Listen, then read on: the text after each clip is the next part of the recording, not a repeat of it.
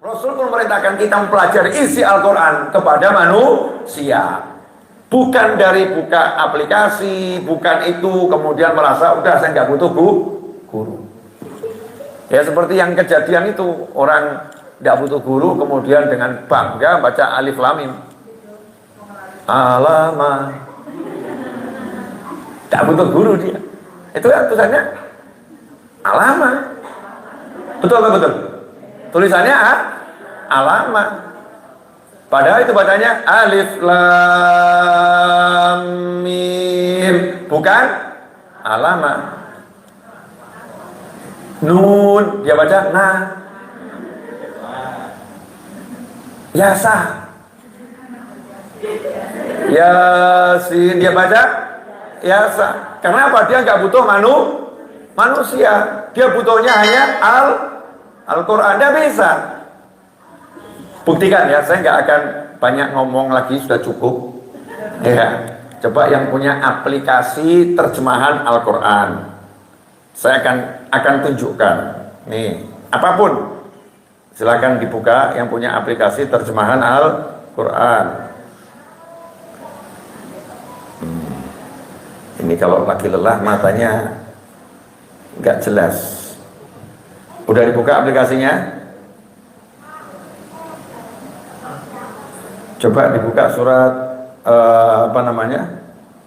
Wadduha.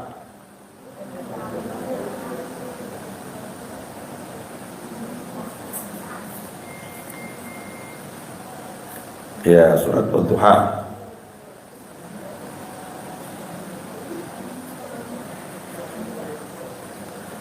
Surat yang ke-93 ya, surat Wadduha.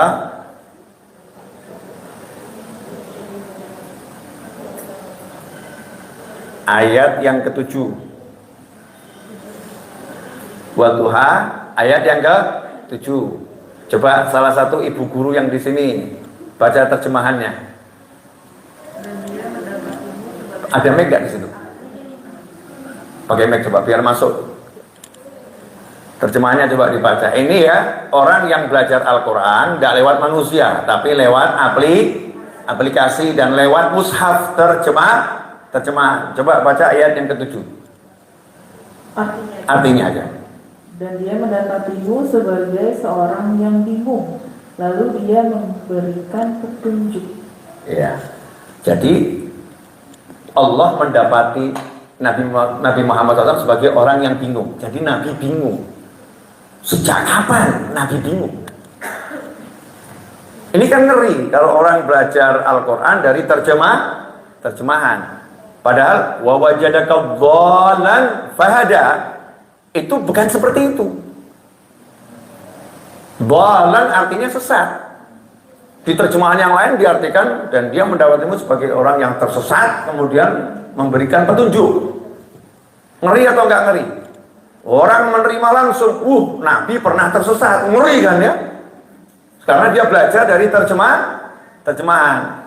Lantas yang betul seperti apa itu? Ayat itu maksudnya dan terjemahannya wa wajadaka dhalan fahada, dan dia Allah mendapati engkau di tengah kaum yang sesat. Fahada, dan Allah memberikan petunjuk kepada mereka lewat engkau. Banyak atau sedikit bedanya? Banyak. Jauh atau jauh banget? Jauh banget. Dan yang seperti ini kalau kita baca terjemahan Al-Quran, banyaknya luar biasa. Memang nggak boleh kita baca terjemahan kemudian menyimpulkan makna, nggak boleh. Harus tanya, ini maksudnya apa? Karena terjemahan Al-Quran bukan Al-Quran, sama sekali tidak bisa mewakili Al-Quran. Al-Quran berbahasa Arab, terjemahan berbahasa Indonesia. Gini ya, saya kasih contoh sederhana.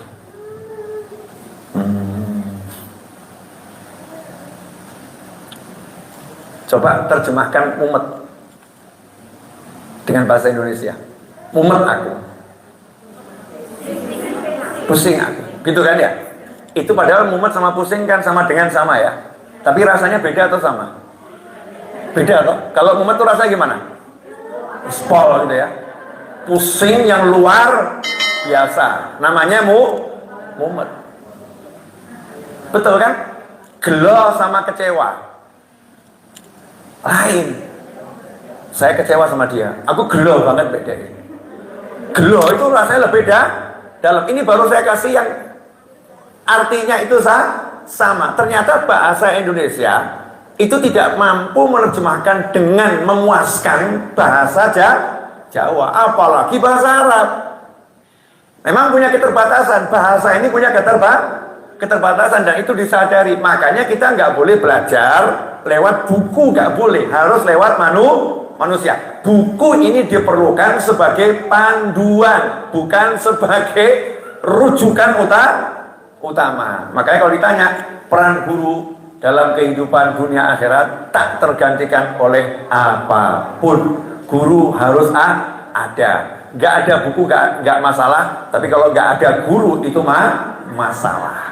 Nggak ada sekolah nggak masalah, tapi kalau nggak ada guru itu masalah. Mudah-mudahan 1 jam yang sudah saya uraikan ini bisa mencerahkan saya pribadi dan yang lain untuk betul-betul mencari guru, ya, bukan sekedar membaca buku. Jazakallahu khairan. Waktu saya kembalikan kepada host untuk memandu tanya jawab kalau ada tanya jawab. Jazakallahu khairan.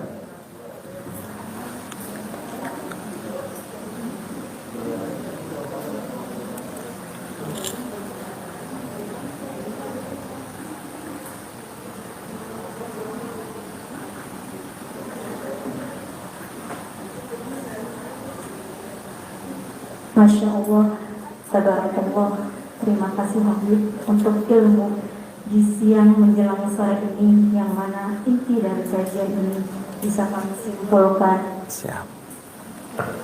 Mencari ilmu itu tanpa guru adalah suatu kehancuran, karena belajar itu butuh guru. Mencari ilmu dengan guru adalah suatu kesuksesan.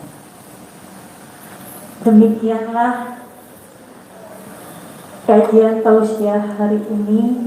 Semoga kita mendapatkan hikmah dalam melaksanakan apa yang sudah disampaikan oleh Habib Novel Al-Idrus. Dan acara selanjutnya adalah tanya jawab, adalah suatu pertanyaan dari ayah bunda dan bu guru yang ingin bertanya. Kami persilahkan ayah bunda, silakan mengisi kolom chat. Bu guru, ada yang ingin bertanya? Silakan.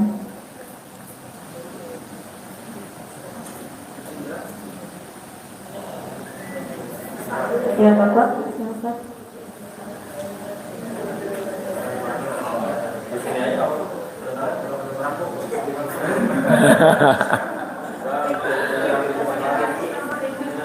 Assalamualaikum warahmatullahi wabarakatuh. Waalaikumsalam warahmatullahi wabarakatuh. Selamat siang Habib. Ya nih Habib, mau ada pertanyaan. Tadi kan juga Habib cerita ya, ketika gurunya meninggal kan kesulitan mencari guru. Ya kebetulan ya saat sekarang ini ya, kira-kira kalau menurut Habib nih,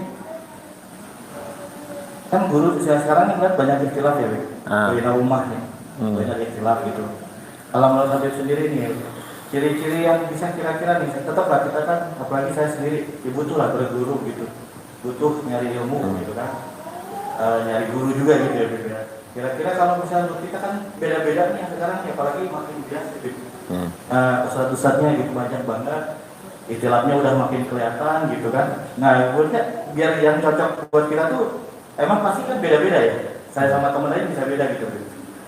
Nah kira-kira Bib nih, kalau saran Habib nih, kira-kira yang gimana ya Bib? Apa yang cocok sama hati kita aja atau gimana nih? Biar nggak ngikutin nafsu gitu loh Bib. Gitu aja. Terima kasih Bib. Jazakumullah khairan. Pertanyaannya bagus. Nah, mudah-mudahan jawabannya bisa mencerahkan yang menjawab dan yang dijawab. Amin. Karena ilmu itu miliknya Allah Subhanahu wa ta'ala. La haula wa la quwata illa billah. Jadi begini, pemirsa, ini kita mau membahas ilmu akhirat. Jadi bukan ilmu dunia, karena ilmu ada dua, ilmu akhirat, ada ilmu dunia. Meskipun ilmu dunia itu juga bagian daripada ibadah. Contohnya misalnya ilmu matematika kalau untuk menghitung warisan itu jadinya ibadah. Ilmu kedokteran kalau untuk membantu penyembuhan penyakit itu ibadah. Tapi yang mau kita bahas adalah ilmu akhirat, biar kita lebih mudah. Karena kalau ilmu dunia kedokteran kan tanyanya sama UNS, UGM, ya, UI, Undip dan lain sebagainya. Nah, untuk ilmu akhirat ini bagaimana? Sebetulnya nggak jauh berbeda dengan ilmu dunia.